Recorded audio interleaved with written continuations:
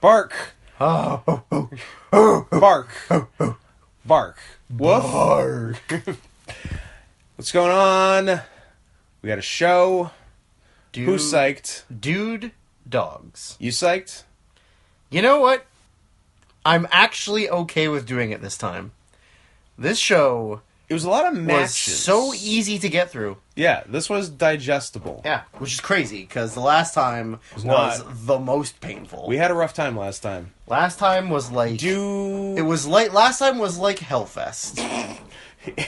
Fun going in, hell getting out? Yeah. How much blame falls on Kelly? All of it? Because Kelly was here last time. Yes. And the show was hard to watch. Yes. Kelly wasn't here this time. Show was easy to watch. I mean, the numbers don't lie, and neither do I. It's all about numbers. It's all about the numbers. Your hips don't lie. No. So... Can we agree Shakira's voice is stupid? Yeah, it's really stupid. It's really stupid, like, right? It's like she's putting on, like, a campy, like... Hello, my baby. Hello, like, my darling. Shakira sounds like Maya Rudolph doing Shakira. Right? But, like, worse. Yeah.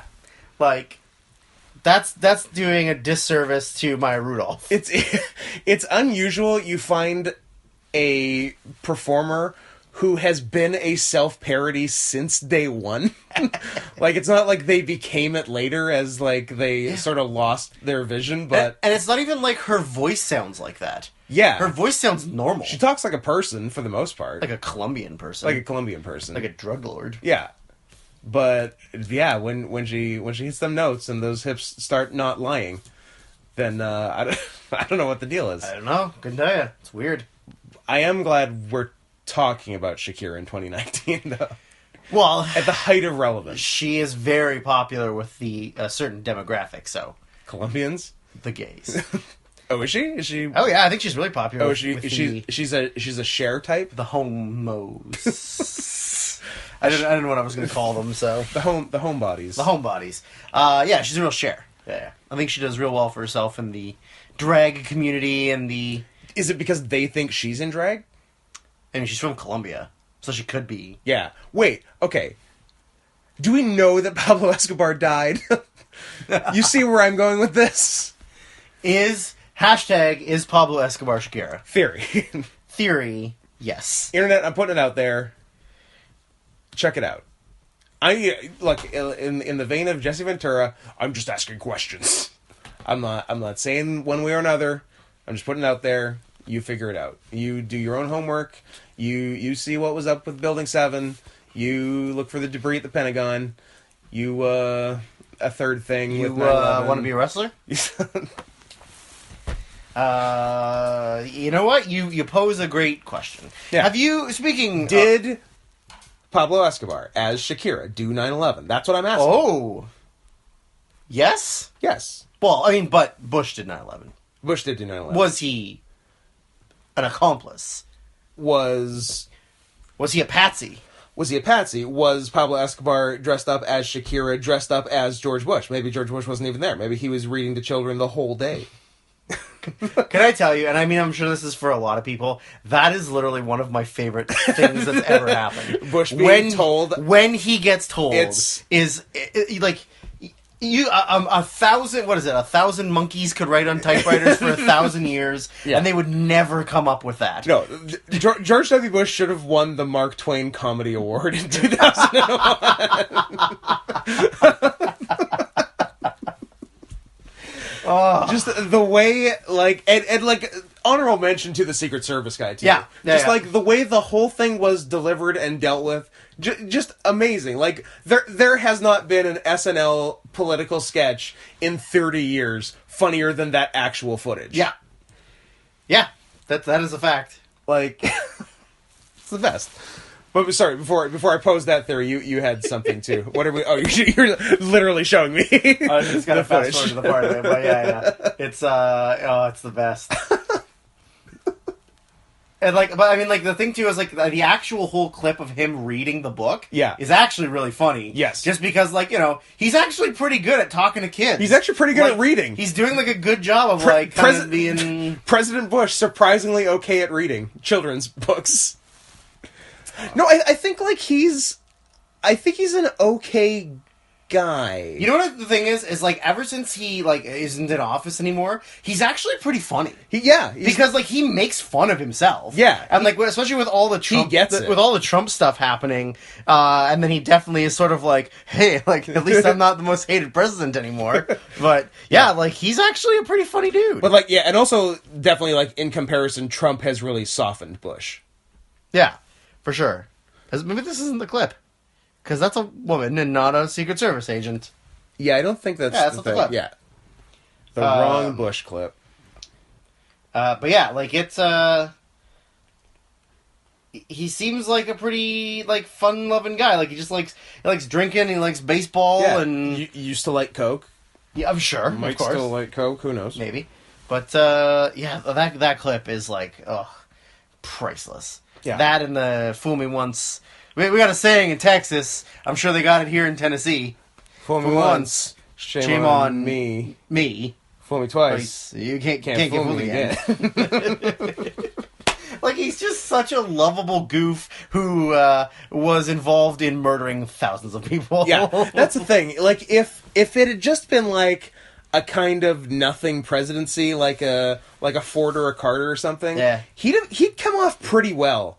It's just the fact that, everything besides the incredibly unjust war and plunging the economy into the biggest decline since the Depression, those hurt. Yeah. But if you, cut out the Middle East and the economy, he's looking pretty good. Yeah.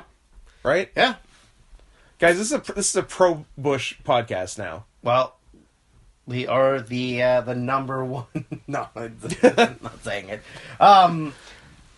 You also had something. Yeah, but I don't know what it is now. That was my fear. Well, it was fun. We got to talk about Bush and how much I love that clip. And no, it's a great clip. He's a delightful human being, I think. You know, and honestly, too, I feel like he falls under the realm of just being a dummy who people convince to do a lot of stuff. Yeah. Legitimately, because, maybe we were too young. Well, not you, because you were already in your, 20s at the time. That's not true. But I was in my young childhood years. I was a baby. I always assumed... I was being born. I always assumed that Herbert... My dad was impregnating my mom. My dad. He's gay. I always assumed that Herbert... Hoover? No, Bush. Oh. Was... I'm why are we talking about presidents from the 20s now? Was also a shitbag. Uh-huh. But the more I see stuff now, I realize that people didn't hate him as much as I had thought in my head.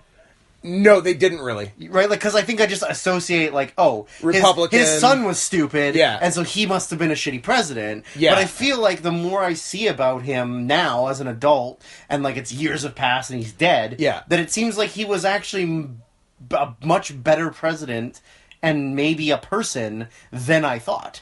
Yeah, I think he was okay. He was definitely a modern Republican, sure. So he's on the wrong side of history on a lot of stuff. Of course. But yeah, I don't know how much of a bad guy he was besides his weird fixation with Saddam Hussein, which is really just oil. Yeah.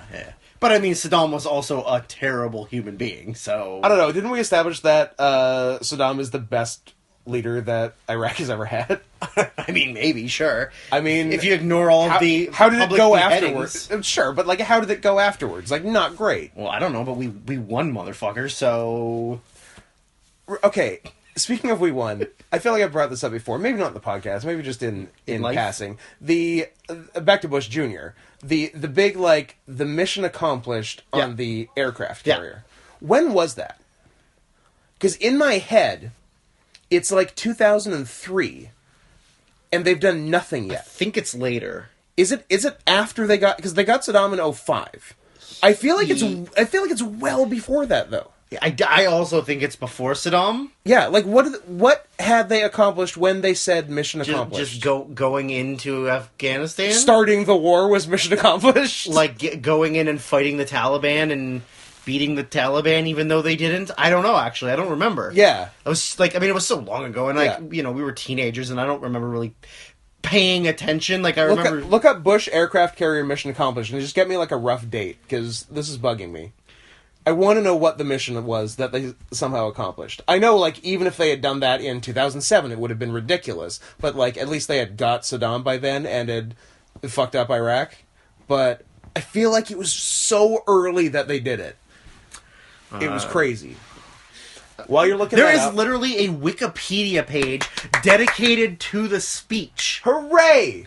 Hooray! It was... Wow. May 1st, 2003. So early! Wow. So early! They did nothing yet. Okay, that's exactly when I thought it was.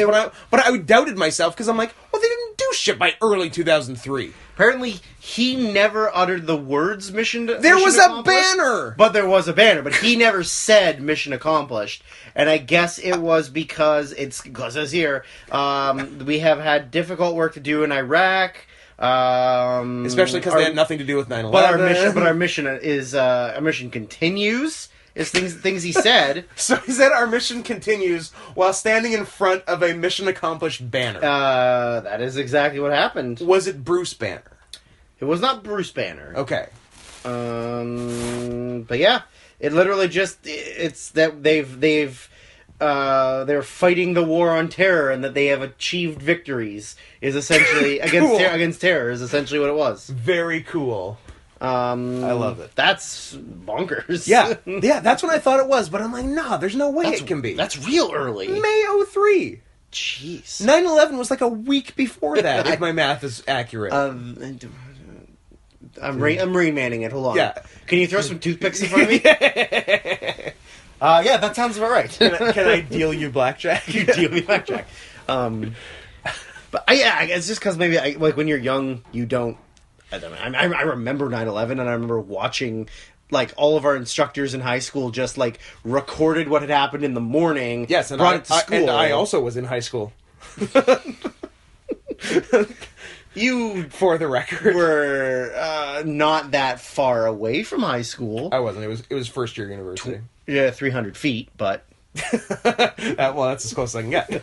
But I remember all we did was just rewatch the same footage from the morning in every class. Sure. Because nobody had any... Because, you know, they were all at school, then nobody was recording it. Right. So we just watched the same stuff. Just watched the plane go into a goddamn building over and over. And that was the whole day. To the point you were completely desensitized to it by the end of the day. Yeah. Good stuff. Seeing that demon face in the smoke. That's right. And then, yeah. And watching... Couldn't even say it. What? Uh-oh. Somebody killed himself. And watching all the Jews leave the towers just before it happened. You see why I had trouble getting that out. Boy, oh boy. Go ahead. This is taking an interesting turn. Bushes and 9/11s and also 9/12s. 9/12s. Investigate. Always forget. 3/11. Investigate that. Also, is ISIS like done? They're pretty close. They're legitimately down to like a very small region. Did Trump do what he said he was going to do? I don't know that it's entirely Trump. I think Trump fought ISIS by himself. He played a role, but I think it was a lot of other stuff. But yeah, they're like pretty. Here's the thing. Here's the deal. Hit me. Here's the deal with ISIS. Even if you beat ISIS, there's just going to be another group of former ISIS people that just swoop up somewhere else and become another ISIS. And bomb a new building. There's always going to be that problem. So why is that? Because everyone hates everyone. Okay. Because religion is the problem. I was hoping for a more offensive answer. For being totally honest. Because religion is the root of all problems in the world. Specifically, which religion? Jews. Oh. Again, you're surprising me, but I like it. Israel's the enemy. Israel, okay, guys. Not to get into the whole Israel-Palestine thing, but Israel are the bad guys. This is why I shouldn't be allowed to do promos in the ring anymore. I can't differentiate between you and me hanging out and a bunch of people watching me talk. So for those listening, next week, live on our show, Drew has to apologize to the audience for saying fag multiple times. It will... Fur fag. hyphen fag. Yeah, even one word. Fur fag. Even no hyphen. So, which is less offensive, because it only denigrates a group of people who deserve it. But I guarantee that apology is going to, like, before you're done talking, is going, like, your thesis at the end of it will be Israel are the bad guys. I align myself with Palestine. Palestine forever. Palestine Thank you. forever. Thank you for your time. This is the problem, like, what I was, like, I've had many conversations with people over time that sometimes I definitely have a hard time differentiating between professional wrestler and regular human being. Yeah. And sometimes I say things that I'm like... It's a real Robin Thicke blurred lines. It is, in fact. Also the rape. But I definitely have a hard time between, like, don't say this thing as a regular human being, and then say it as, like, in wrestling terms. Yeah. And so then I definitely go, like, oh, that person did not appreciate the thing I said. Like, oops. But also... Drew Smith did an oopsie.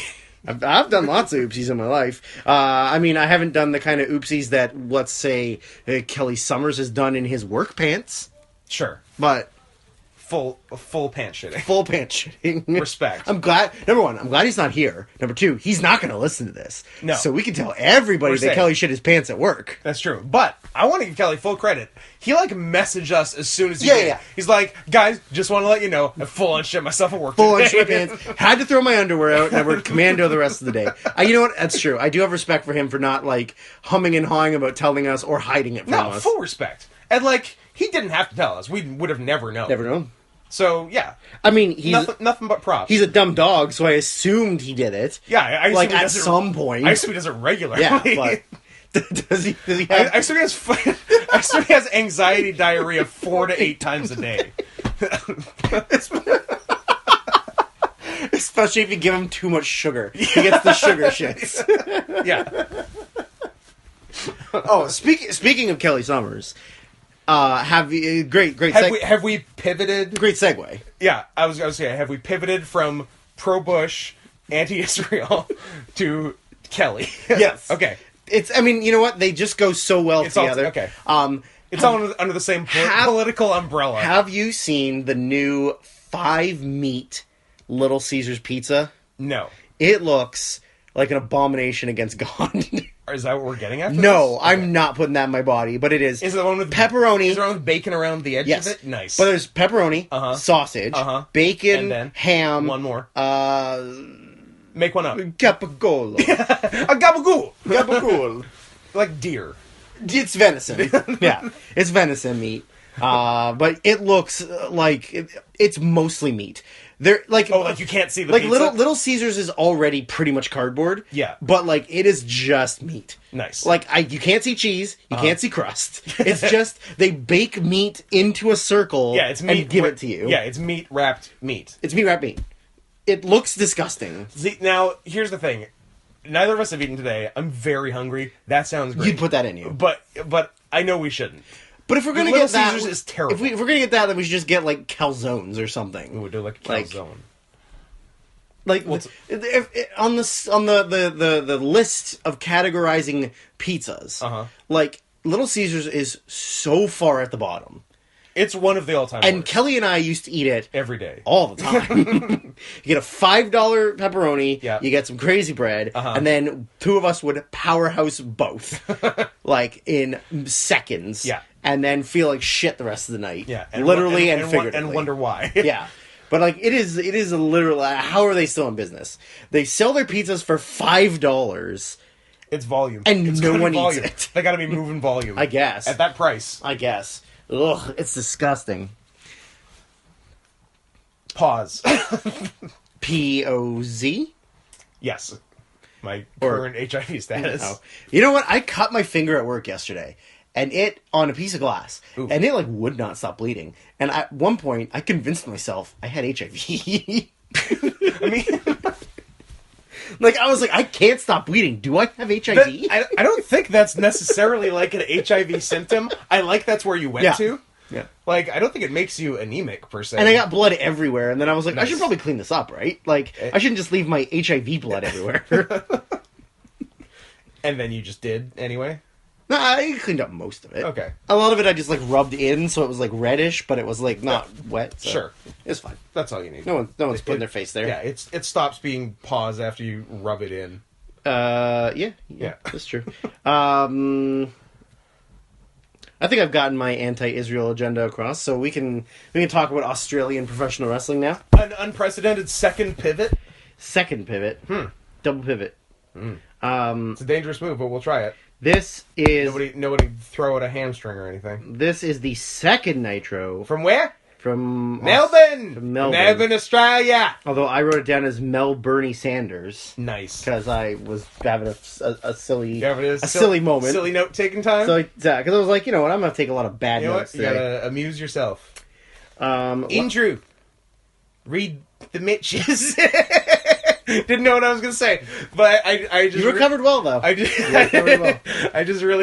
really do... You just Israeli well. Was it when we watched the New Japan Dome show at the theatre at the film school, and the projector kept, like, going to sleep or whatever, 15 minutes? Which, by the way, I've watched a movie in there since, and it doesn't do it anymore. Strange. So I have no idea what the fucking problem was. Well, hopefully we're good for next year. Yeah.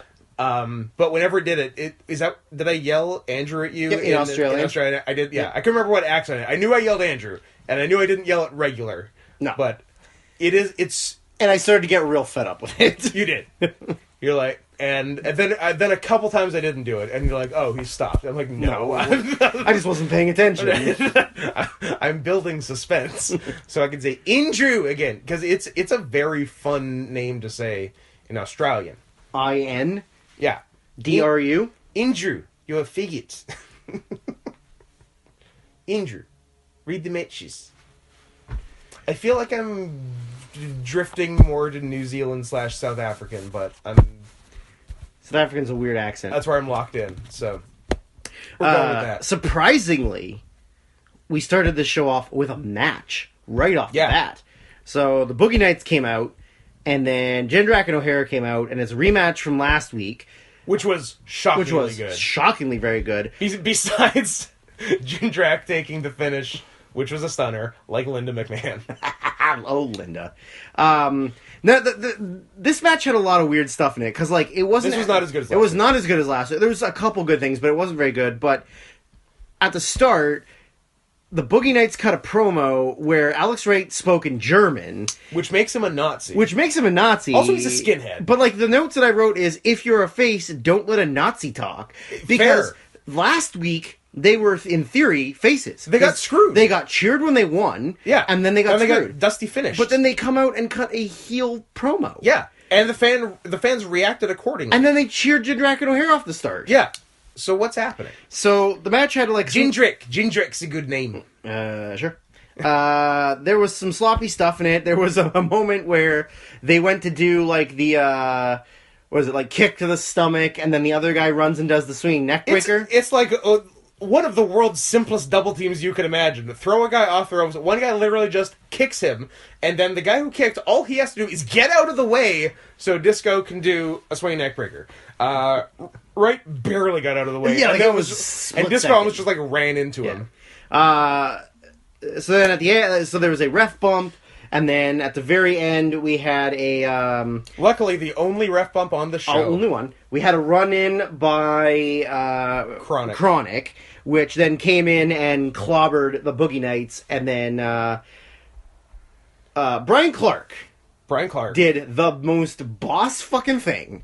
Brian Clark did like the slingshot yourself from in the ring to out of the ring, like... To the floor. Like he was a goddamn cruiserweight. Gracefully, like got lots of height over the ropes. Yeah, like it was crazy. Looked great. And Brian then Clark, what a guy. And then Jindrak hit like a big splash and they won. Yes, and Adams hit the full Nelson slam. He hit the full Nelson on Disco and looked good. Yeah. Disco bumped real well. We're like, Disco's good. He's like, you know, I don't know that he's super entertaining in an entire match. He's the definition of a good hand. Yeah. Like, he puts together good stuff if he's limited to, his not being in there for 15 minutes. Yeah, I don't need to see a 15-minute Disco match. You're right. But, like, he has good move execution. He bumps really well. He takes good bumps. Is he WCW's Dolph Ziggler? He might be WCW's Dolph Ziggler. Well, I'll be damned. So Jindrak and O'Haire retained. They retained. Then in the back, we get Kevin Nash being Kevin Nash, breaking kayfabe, pretty much being himself in the sense that he doesn't want to wrestle, but he has to be there to get paid. So he straight up says he doesn't want to work tonight. Yeah, and then like later when he was on commentary, he's like, "I don't feel good. I'm not feeling good tonight." Which there was some interaction with the Natural Born Thrillers where they wanted them to go beat up the cat essentially. Yeah. And then next out we get Team Canada. And Storm comes out and cuts a promo, looking yoked as usual.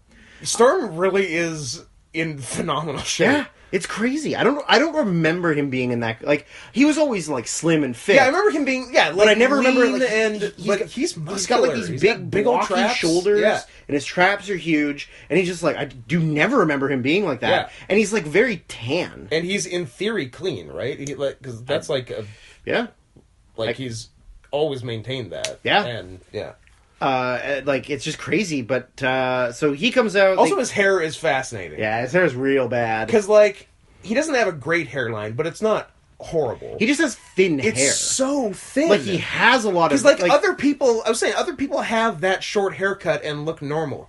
But with Lance, with that haircut, which he had his entire career for some reason. Oh, he had a rat tail besides but he had the same top of the head, just that plus a rat tail. Rat tail, yeah. In, like, 94. That's because he's Alberta trash, so... Yeah. But, like, you can somehow see his entire scalp.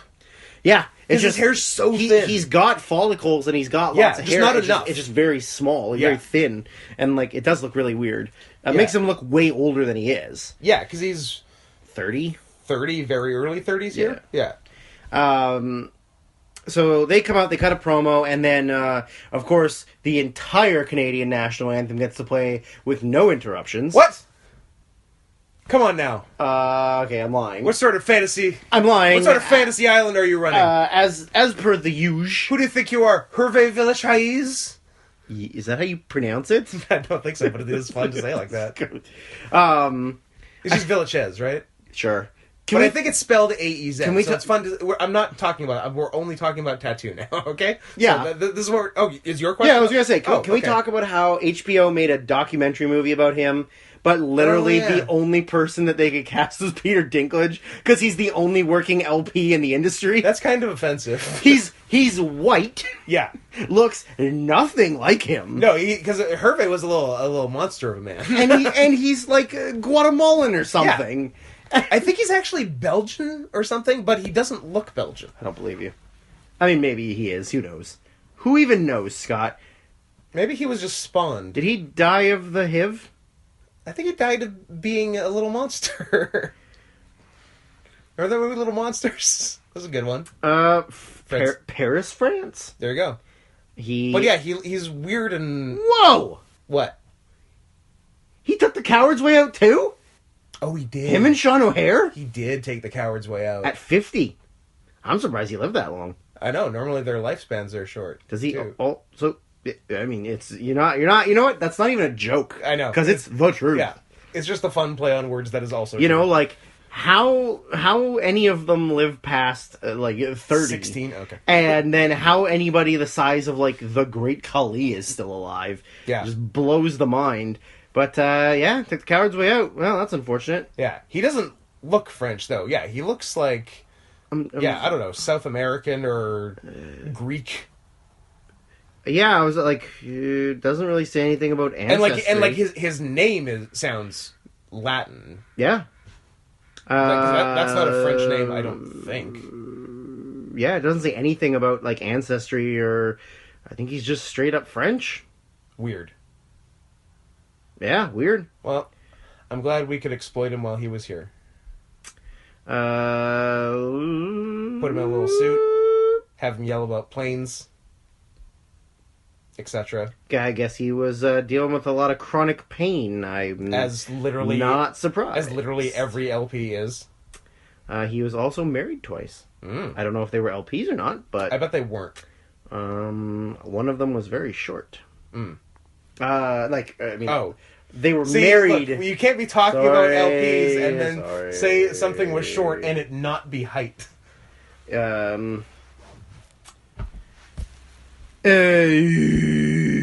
don't even know how we got on this goddamn topic. How did we get onto Hervé? What's the last thing we were talking about? Anyways, the Canadian national anthem gets broken up. MIA comes out. You offered up an interesting statistic that needs to be found out. I need a different autistic person to do the research and find out how many times television and house show that the Canadian national anthem was interrupted by the MIA theme. Because I would put it to you that it is a lot. It's every time that they interacted, I think. Yes. Any form of match or promo, anything. I would say in the fall and winter of 2000, conservatively 900 times. You might be aiming a little low. Okay. Every house show, 3 times on a house show. 3 times per house show.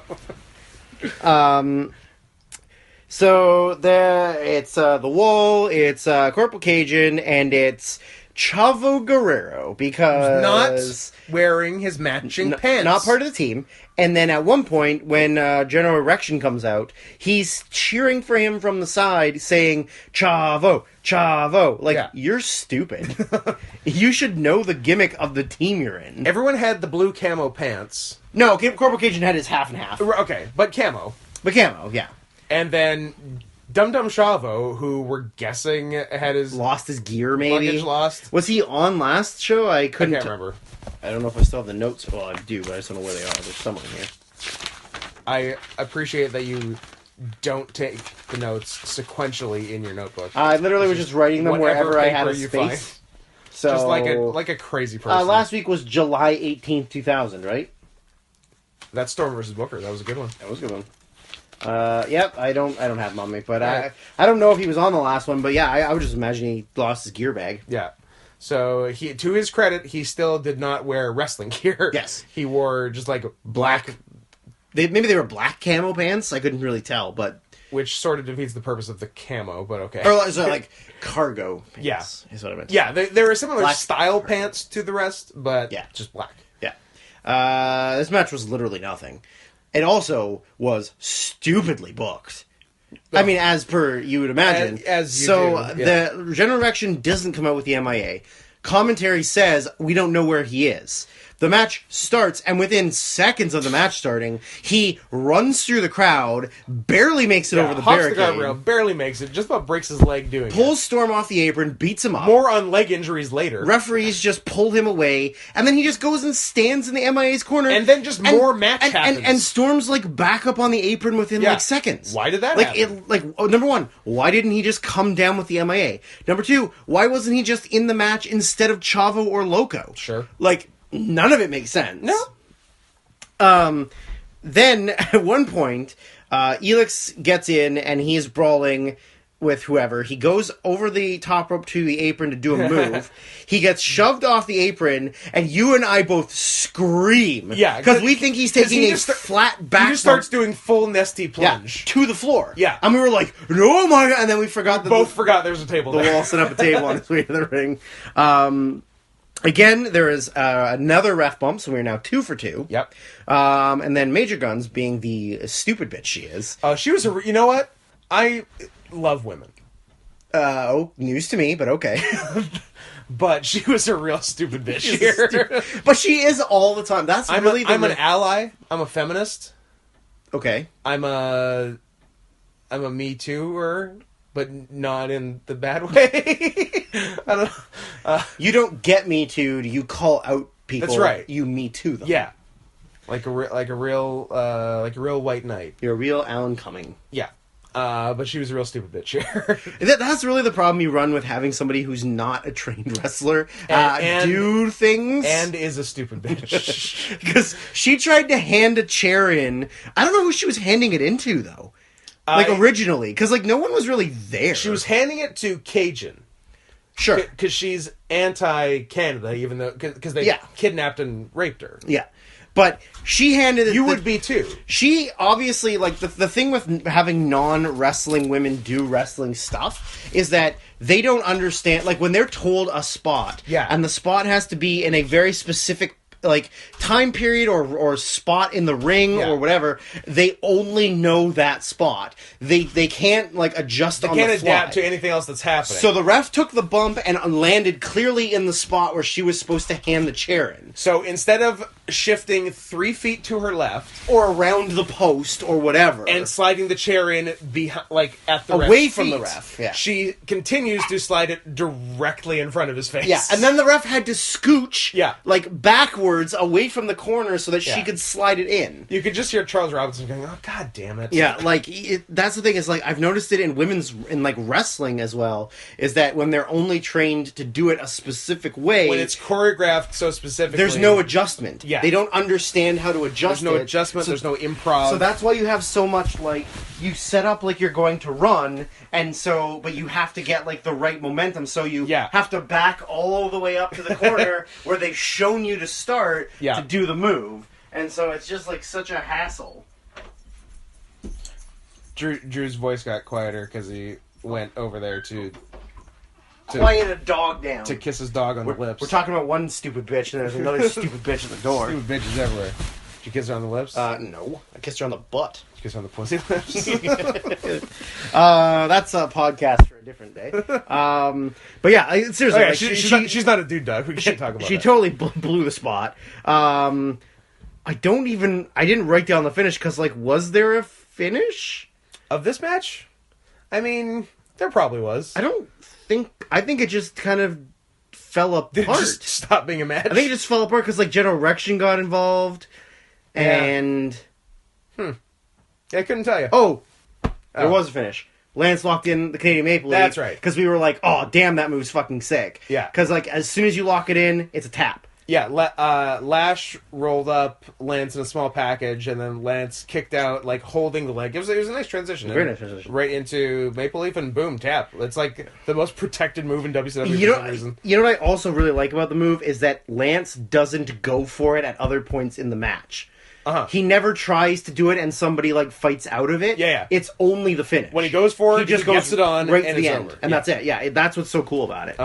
Who would have thought they would book Lance Storm well? Yeah. Like, of all the people on the roster, they book horribly, and Lance is the only guy that they book well. It is very strange that Lance is booked well. Like, it's crazy. Because, like, I mean, in theory, like, there's nothing wrong with Mike Awesome. No. But Awesome gets booked horribly. Yep. You know, or there's, like, I would have never guessed Lance Storm is the guy that they're like, well, let's protect his finish. Yeah. Let's give him, like, important direction and storyline. And it's so weird. You're like, it's weird.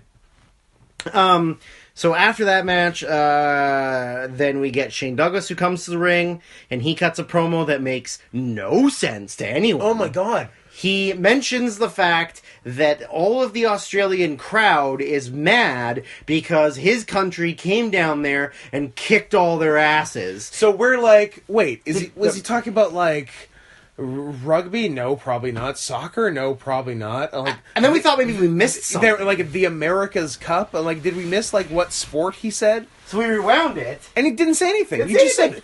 So does he think that Australia was an Axis power in World War II? Or that there was an American-Australian War of 1820?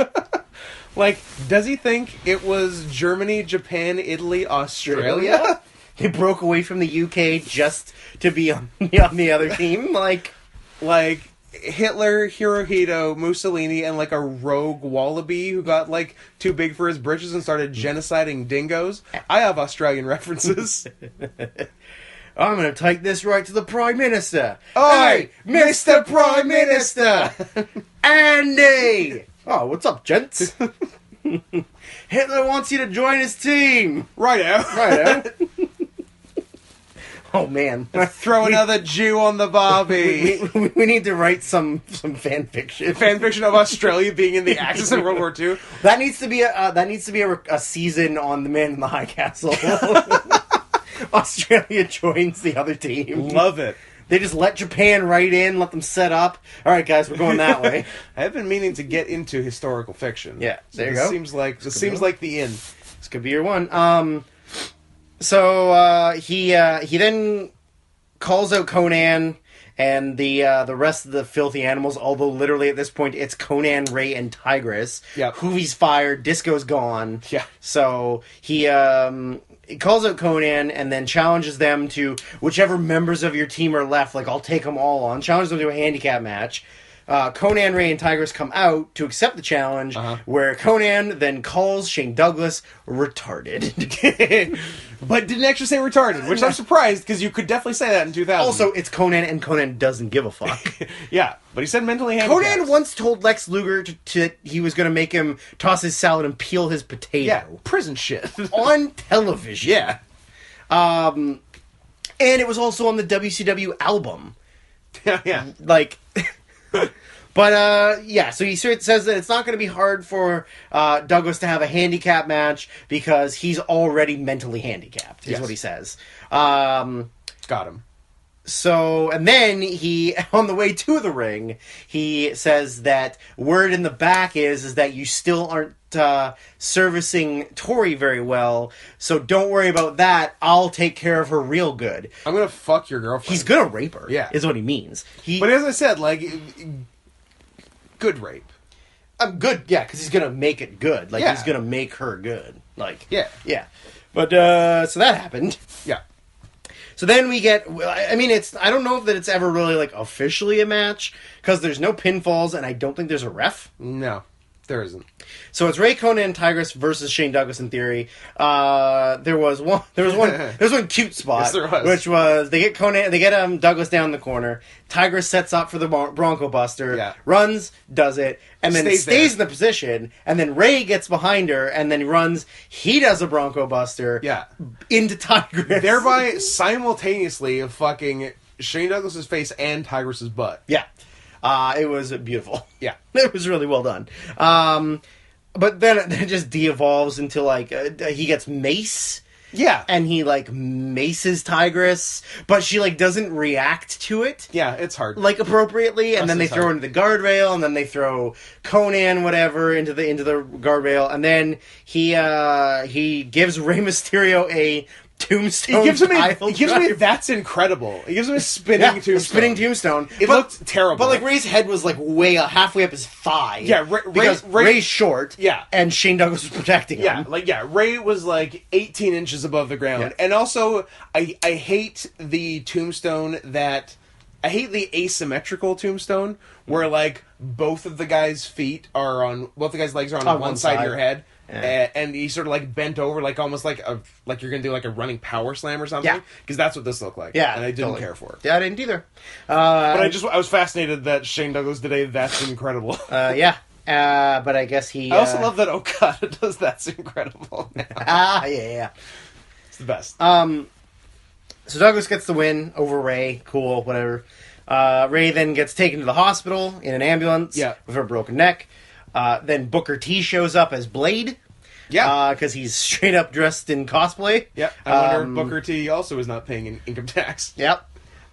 We got a great gift, which was the fact that last time you and I didn't even know that Mike Awesome and Crowbar were a team. This week, we got a match where they came out as those 70s guys. Okay, and it's at this point I decided this is full Mandela effect. Does anyone remember the tag team of Mike Awesome and Crowbar?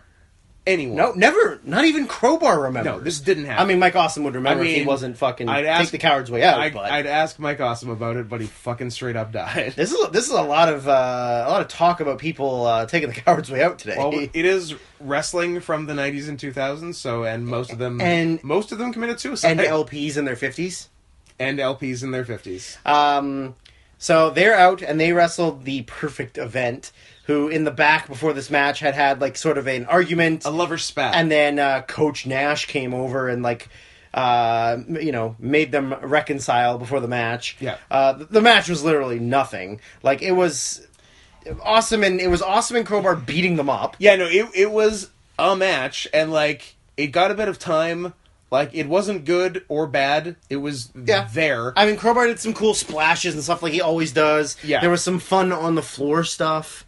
Awesome hit his, like, shoulder tackle over the rope. Yeah, but it was, like, going on for a while, and we're like, there hasn't been interference, and it doesn't look like it's even building to interference. Is there just going to be? Are they just going to do like a match that has some time and then a finish? And then they did. It's weird. Also during this this match, we had more of Nash being Nash, but this time on commentary. Yes. Where he literally was just like throwing out insider terms or like inside jokes that like nobody got. But just making fun of shit. Or just making fun of shit. And then at one point, Mark Madden referred to Mike Awesome as having cruiserweight power and heavyweight strength. Which is not what he meant to say. No, it's not. But he's a pig in a man costume. So he has the power of small man and strength of a large man. Large man. Fair.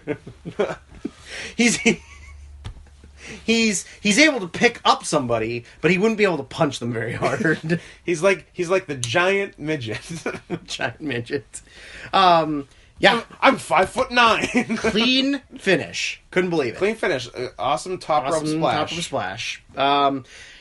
Next in the back is we get Tori and Shane Douglas talking with Pamela Pound, and the only thing really that needs reason to write this down was because at the end of it, Tori just called Pamela a bitch. It's like, you should look out for your job, you bitch. Yeah, that's funny. Great. I love when Shane Douglas just says things. Yeah. And Tori. She learned from watching him, like that PSA from the 80s. Oh, yeah. Next up.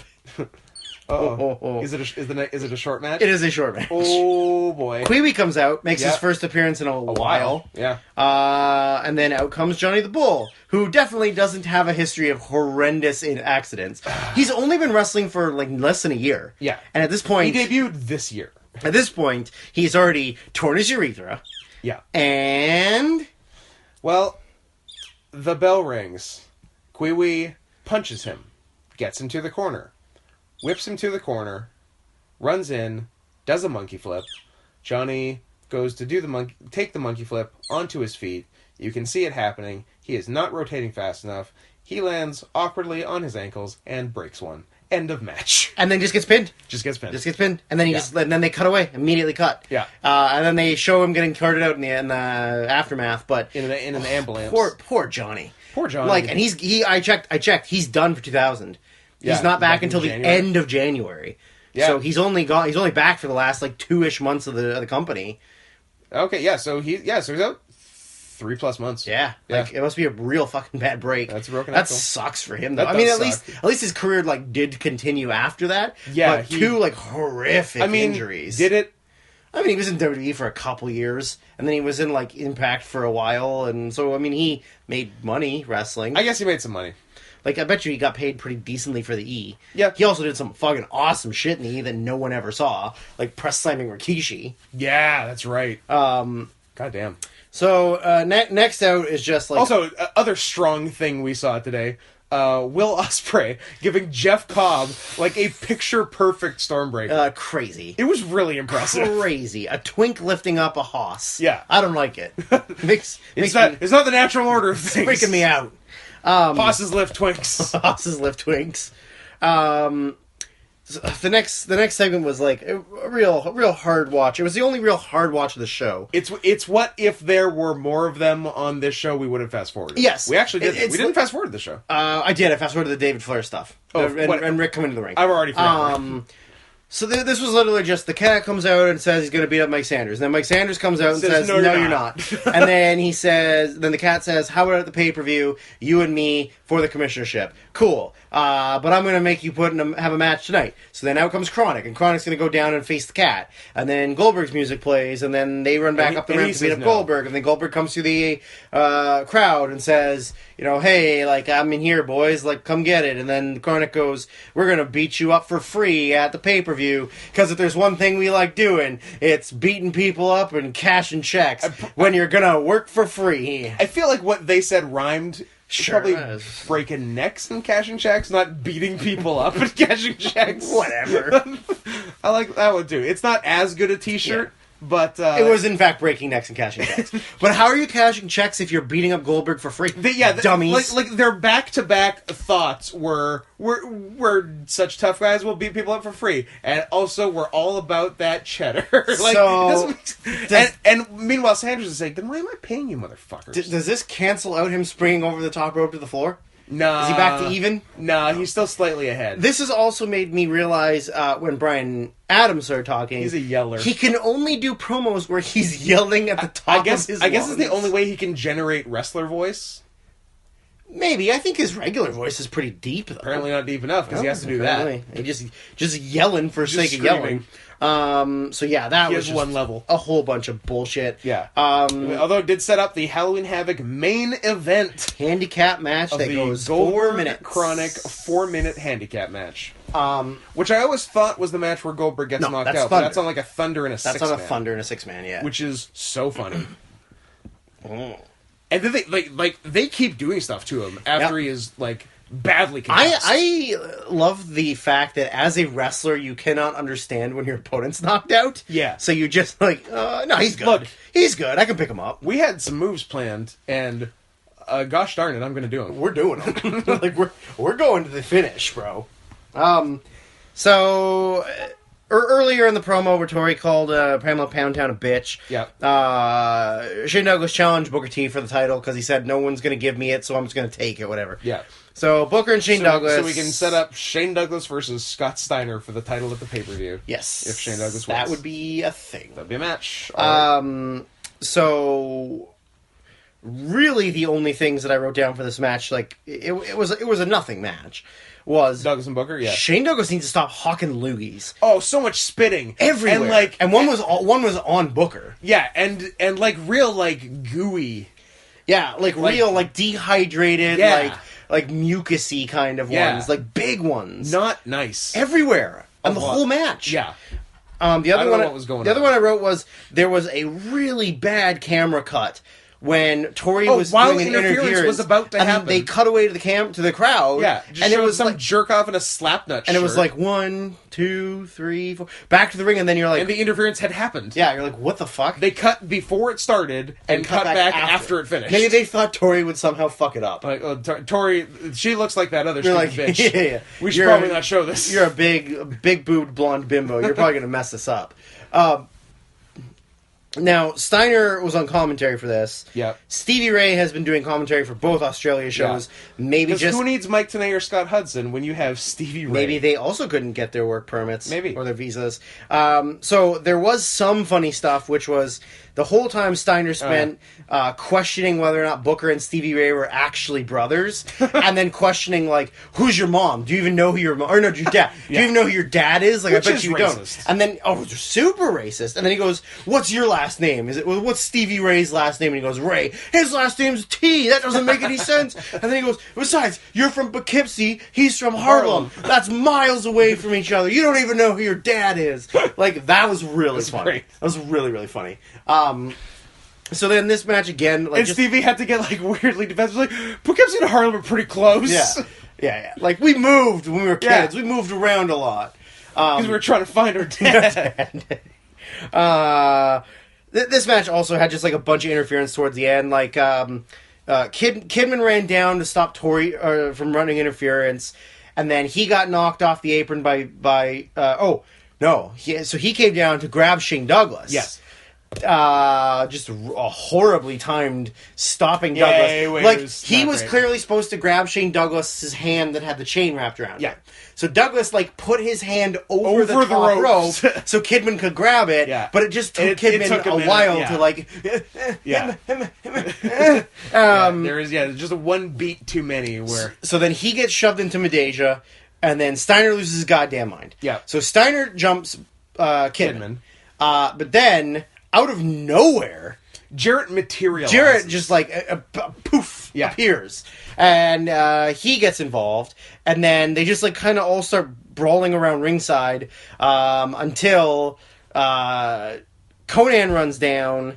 Yeah, and then Tigress runs down. Yeah, and then Conan sets up Shane Douglas for the Bronco Buster, and then I said, do all of the filthy animals do Bronco Busters? But he did not. He didn't. He ran and put his butt in his face. Yeah. And then he set up Tigress to do it, and we were hoping that we were going to get a nice box kick. Yeah. But instead, Jarrett gets in the ring, Jarrett and Conan brawl a little bit, Jarrett then clobbers Tigress with the guitar. Yeah. And then Jarrett, I don't even remember where Douglas was, but whatever. I don't know, but Jarrett, he destroys Tigress with a guitar. He pokes Conan, who's just standing there looking at him, with the neck of his broken guitar, gives him the stroke. Yeah. And that's it. Yeah. Yeah. And then, but that wasn't even the finish. Because then it was Booker, but the match was Booker Douglas. Oh, that's still the match? So the interference, Jesus Christ, had nothing to do with the actual match. Because the people that were brawling were Steiner, Kidman, Conan, and Jarrett. Are we not conflating this with the Conan and Jarrett match? No. Maybe? No? No. Wow. Because then the finish was that Douglas goes up, jumps, gets caught for the... Yeah. Bam. Oh, you know what we are, totally. We are. Yeah. It's all the same. It's all the same. Anyway, bookend finish... And that was the match. And some of what we just said happens later. Yeah, sorry. The Blown Kidman interference happens. Yes. Everything except for the chair shot to... Yeah, no chair shot to... Or guitar shot, sorry. Yeah. All the brawls and stuff. Because then when we get back from commercial, in the back is Steiner and Jarrett. Steiner challenges Kidman. Yeah. And Jarrett challenges Conan. Yeah. So now, Conan's working double duty. Douglas is working double duty. Yeah, and at this point, we're like... I thought the show was almost over. Yeah. We just had 2 challenges for new matches, and there's also a main event. And there's a main event. So at some point, we must have missed it. I don't know. Mike Saunders was talking so much. Because David Flair went into his office, right, and said something about challenging Buff Bagwell to a DNA match, which I read is literally just First Blood. Okay. I guess they just couldn't call it First Blood because blood. Sure. Remember, they weren't allowed to say it. So red liquid falling from the ceiling. Red liquid from the roof. So he told David Flair to just wait in his office because he had something for him later. So David comes out. Rick comes out to do commentary. Yep. Then out comes Goldberg. Yep. Goldberg then gives David the most protected spear in the history of spears. Yep. Because why would you want to murder a non-wrestler who's the son of a legendary wrestler? Then gives him a jackhammer, and then pins him. That's the match. And then Rick leaves. Yeah. So what was the point? Not sure. But then Conan comes out for his match with Jarrett. He then proceeds to shit all over... Oh, it was in the back. It was Kidman and Conan's reaction to being challenged. Conan makes fun of Shane Douglas's delivery? Yeah. Yeah. Just straight up calls him out on having, like, a lame-ass delivery. Hey, this is me making fun of your tired delivery. Like, it was just true. Because Douglas's promos are just the same thing over and over again. Douglas needs to call more people bitches. That's what works for him. It works. Especially women. Because he does not respect women.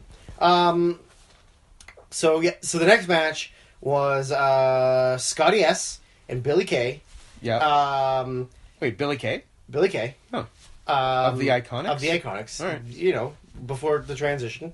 Guys, Billy Kay is trans. Yeah.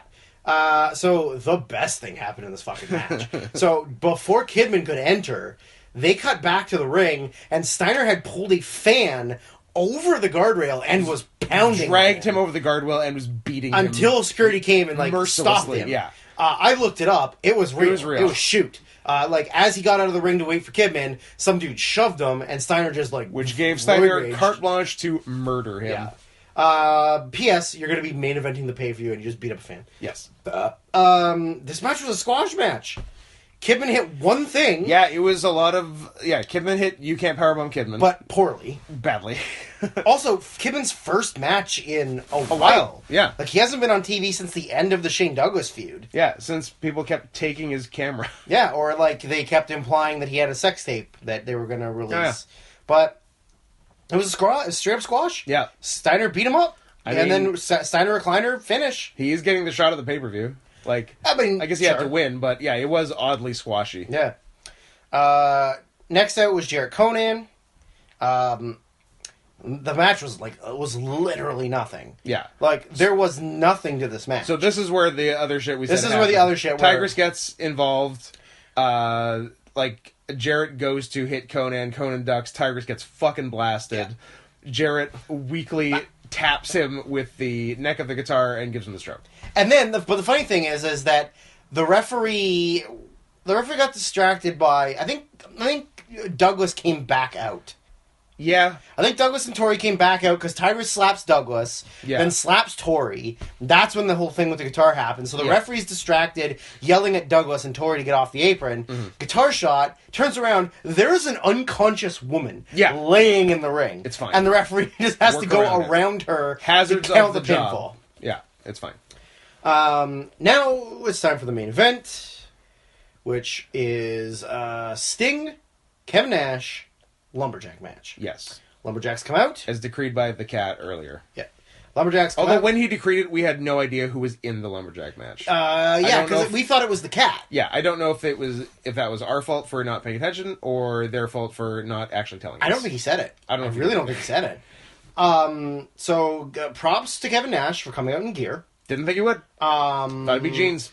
I think this show made me hate Kevin Nash. Kevin Nash is something of a piece of shit. Between his horrible commentary, and his literal just being Kevin Nash, but just he's so fucking boring. He's so boring in the ring.